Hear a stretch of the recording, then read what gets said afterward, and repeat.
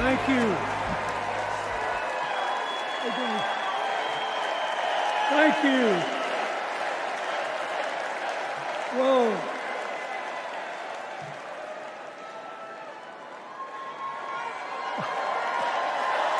Let me ask you something. After the last 2 days, aren't you proud to be a Democrat? And I am very grateful to the Republicans and independents that have joined us, have been up here on the stage. And I hope they feel better about it now. Because I've seen all these things that even I have to be reminded of from time to time when I get my spirits down. I love seeing the Obamas here. I love seeing President Biden. And I thought Hillary gave a great speech, too. And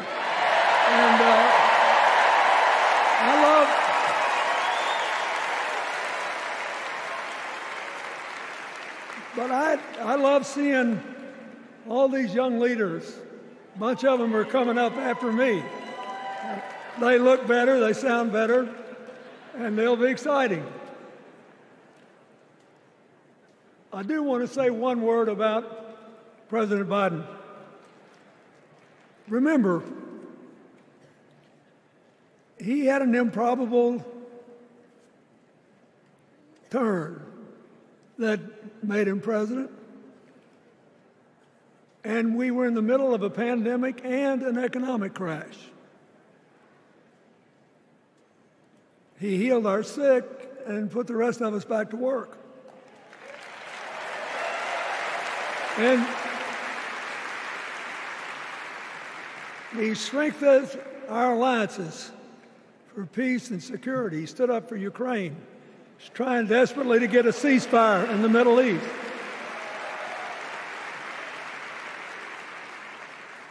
And then he did something that's really hard for a politician to do. He voluntarily gave up political power. And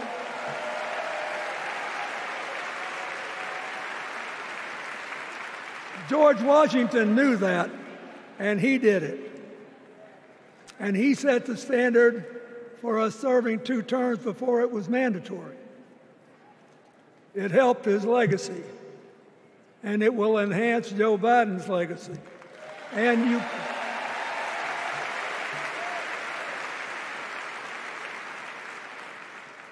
it's a stark contrast to what goes on in the other party.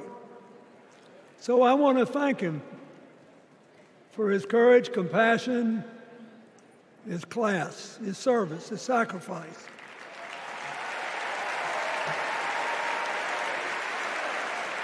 Joe Biden, thank you. And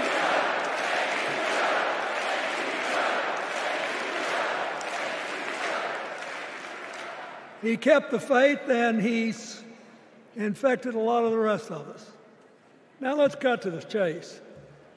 I am too old to gild the lily. 2 days ago, I turned 78, the oldest man in my family for 4 generations. And the only personal vanity I want to assert is I'm still younger than Donald Trump.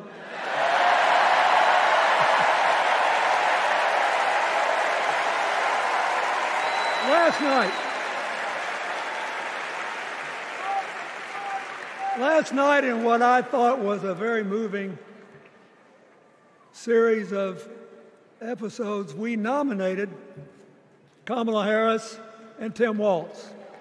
And just think about that. 2 leaders with all-American but still improbable life stories. It could only happen here. Their careers, after all, started in community courtrooms and classrooms. 2 leaders who spent a lifetime getting the good job done.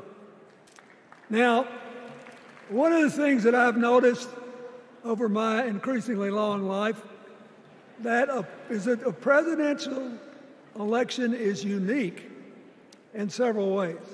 First of all, it's the greatest job interview for the greatest job in the world. Secondly, the Constitution says we, the people, get to do the hiring. And the third thing is that every 4 years, we get to change the requirements for the job. So here's what I'm thinking, because I try to apply this in every election. Will this president take us backward or forward? Will this president give our kids a brighter future? Depends. Will this president bring us together or tear us apart? Will the president increase the peace, security, and stability and freedom that we enjoy and extend it to others as we can? We, the people,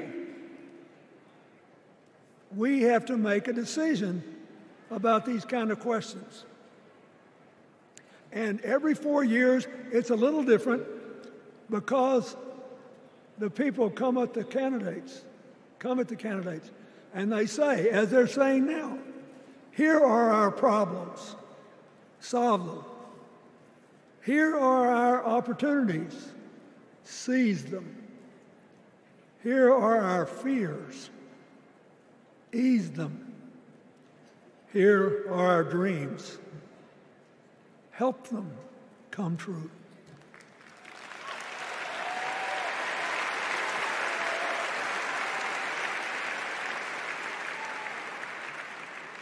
A president can answer that call by saying, I'll do my part, but you have to help me. We have to work together. Or you can dodge what needs to be done by dividing, distracting, and diverting us. So in 2024, we got a pretty clear choice, it seems to me. Kamala Harris for the people,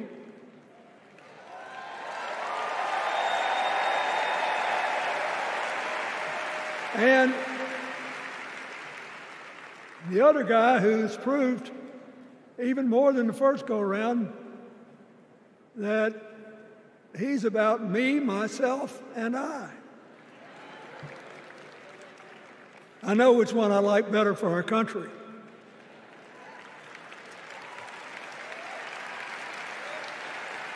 Kamala Harris will work to solve our problems, seize our opportunities, ease our fears, and make sure every single American, however they vote, has a chance to chase their dreams. You know, when she was young, she worked at McDonald's. And she greeted every person with that 1,000-watt smile and said, "How can I help you?" Now she's at the pinnacle of power, and she's still asking, "How can I help you?" I'll be so happy when she actually enters the White House as president, because she will break my record as the president who spent the most time at McDonald's.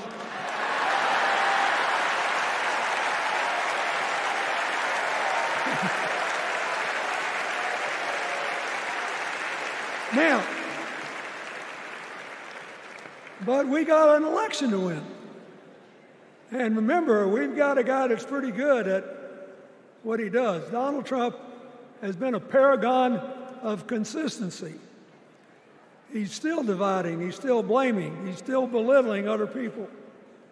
He creates chaos, and then he sort of curates it as if it were precious art. Let me say, not a single day goes by, even though I've been gone for well over 23 years from the White House, not a day goes by that I don't thank the Lord for the chance I had to serve and what it meant. And one of the reasons, thank you. Wait.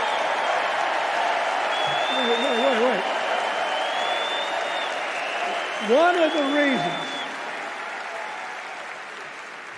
of the reasons I love the job so much is that in the toughest times, even on the darkest days, if you tried hard enough, there was always something good you could do for somebody else. Now, some days that's not easy to do. You've got to deal with all these emergencies, or there's something going on here, there, or yonder. But Kamala Harris is the only candidate in this race who has the vision, the experience, the temperament, the will, and yes, the sheer joy to get something done.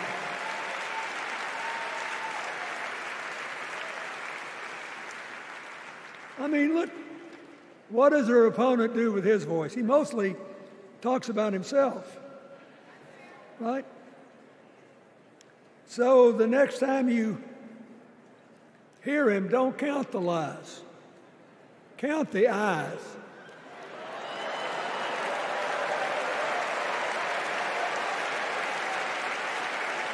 Count the eyes.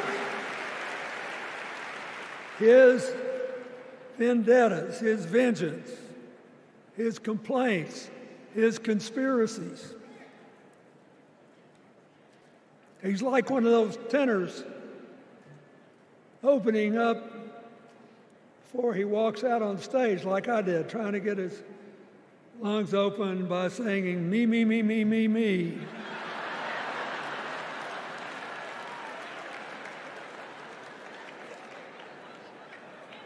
When Kamala Harris is president, every day will begin with you, you, you, you.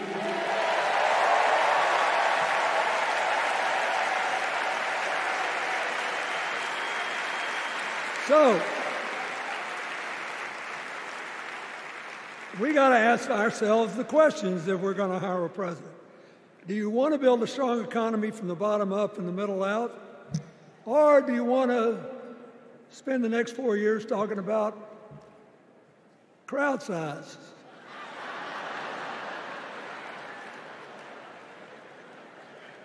You're going to have a hard time believing this, but so help me, I triple-checked it.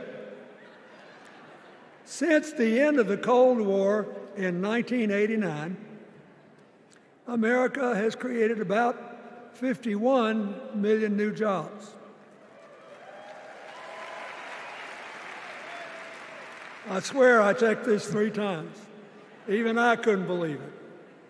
What's the score? Democrats 50, Republicans 1.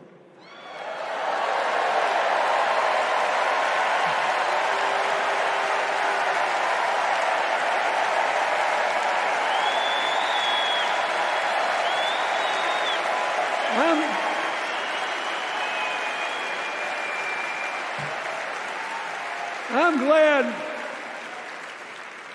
that we've got a championship-winning coach on our team.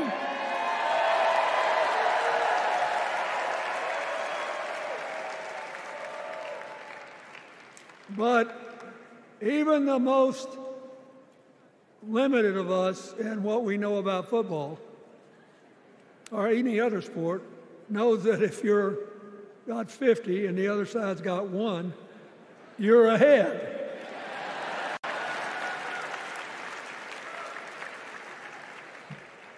What about affordable housing? It's a terrible problem in America now. We need more. And affordable health care. That's why the Democrats put a limit on monthly payments for insulin and a $2,000 a year out-of-pocket limit, and are trying to cover more drugs by bargaining for prices. We need more financing for small businesses. We need still to strengthen our alliances. I almost croaked in the first debate of this election season when President Trump said nobody respected America anymore like they did when he was president. Wait. And with a straight face. Look, you got to give him. He's a good actor. With a straight face, he cited as evidence of the respect that existed for us when he was there the presidents of North Korea and Russia.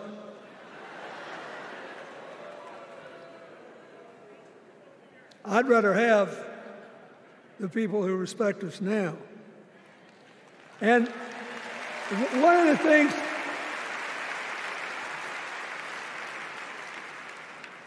is when you send a signal to the other countries, you want them to know whether they agree with you or not, at least that you're on the level. Here's where you are and what you believe. What are they supposed to make to these endless tributes to the late, great Hannibal Lecter?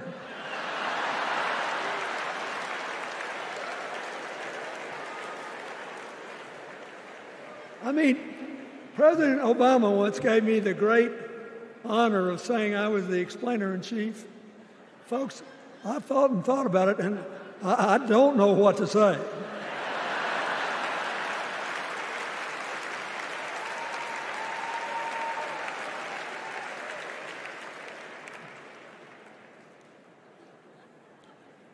Like Hakeem Jeffries, I too want an America that's more joyful, more inclusive, more future-focused. Just think what a burden it's been on us to get up day after day after day after day, buried in meaningless hot rhetoric, when there's so many opportunities out there, so many problems that need to be solved. I want that. And that's the America Kamala Harris will lead. And she's already made her first presidential decision, and she knocked it out of the park when she asked Governor Tim Walz to be her nominee for vice president.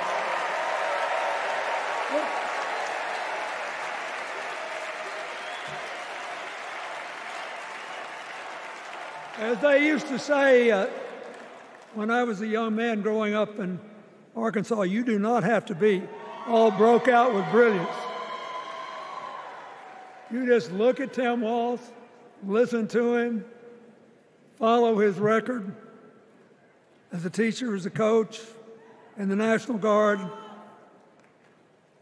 as a congressman, where he was the only Democrat, save one, elected in that district in more than 100 years.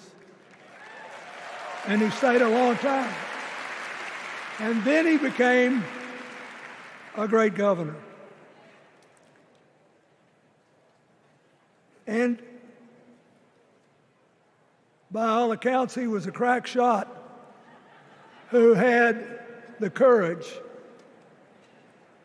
among his rural constituents to say, we do not need these assault weapons available to people who can kill our kids in school.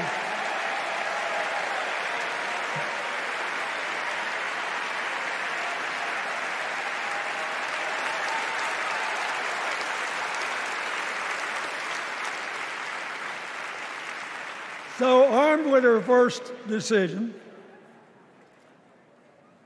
Kamala Harris confronts an interesting dilemma.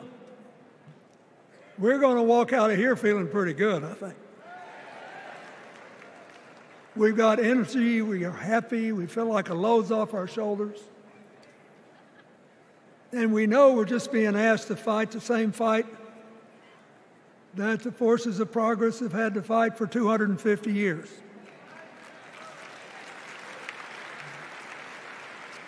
In the face of stiff and often violent opposition, we have to find a way to go forward together, where we the people make our union more perfect. So that's a good thing. How could we possibly lose? Kamala Harris has fought for kids her whole life that were left out and left behind. She's taken on gangs trafficking across the border. She's fought to protect the rights of homeowners. She's been our leader in the fight for reproductive freedoms, and we know a majority of the American people are with us on that.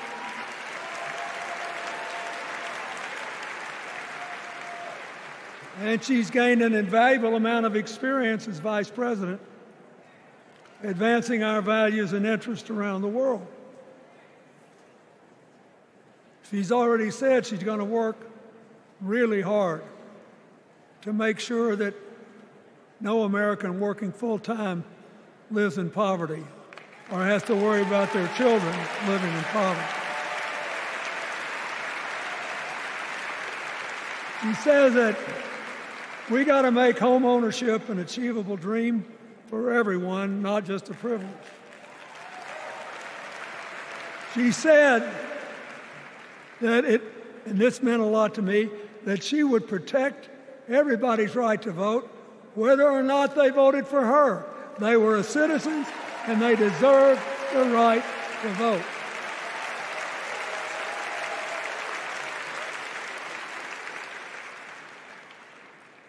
The other day, her opponent implied that as his people voted one more time, they'd be able to rig it from now on and they wouldn't have to vote again.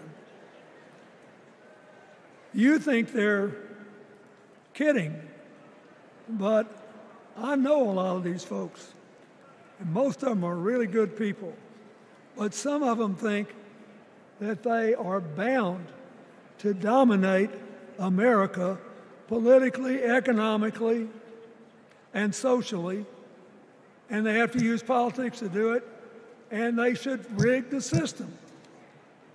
I don't believe that. And so here's what I want to tell you. We've seen more than one election slip away from us when we thought it couldn't happen, when people got distracted by phony issues or overconfident. This is a brutal, tough business. I want you to be happy. One of the reasons that President-to-be Harris is doing so well is that we're all so happy.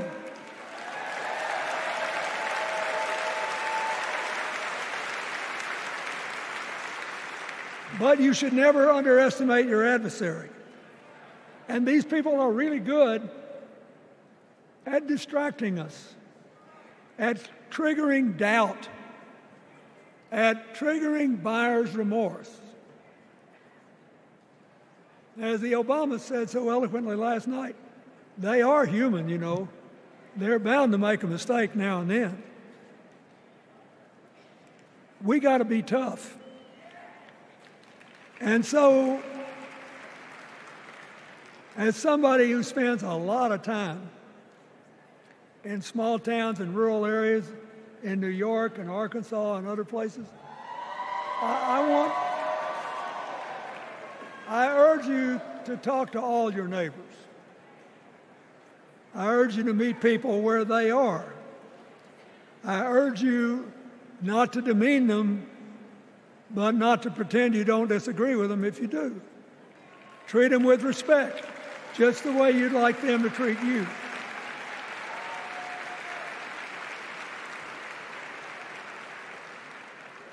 ask for their help, and then follow our leader, Kamala, and ask them, how can I help you? We Democrats right now have a lot of hay in the barn.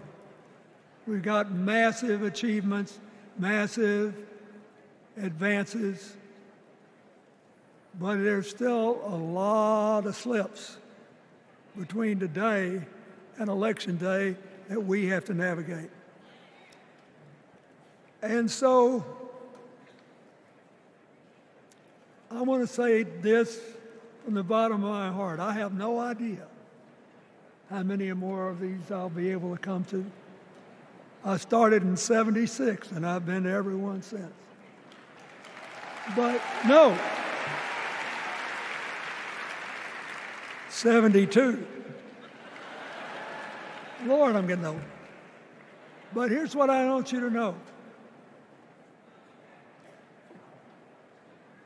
If you vote for this team, if you can get them elected and let them bring in this breath of fresh air, you will be proud of it for the rest of your life. Your children will be proud of it. Your grandchildren will be proud of it.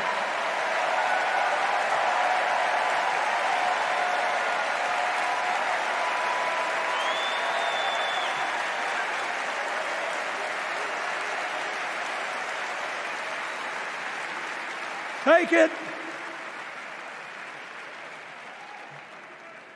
from a man who once had the honor to be called in this convention the man from hope. We need Kamala Harris, the president of joy, to lead us. So,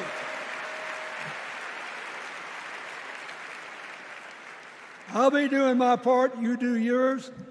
I'll see you when we're making a real joyful noise when the votes are counted. God bless you, and God bless America.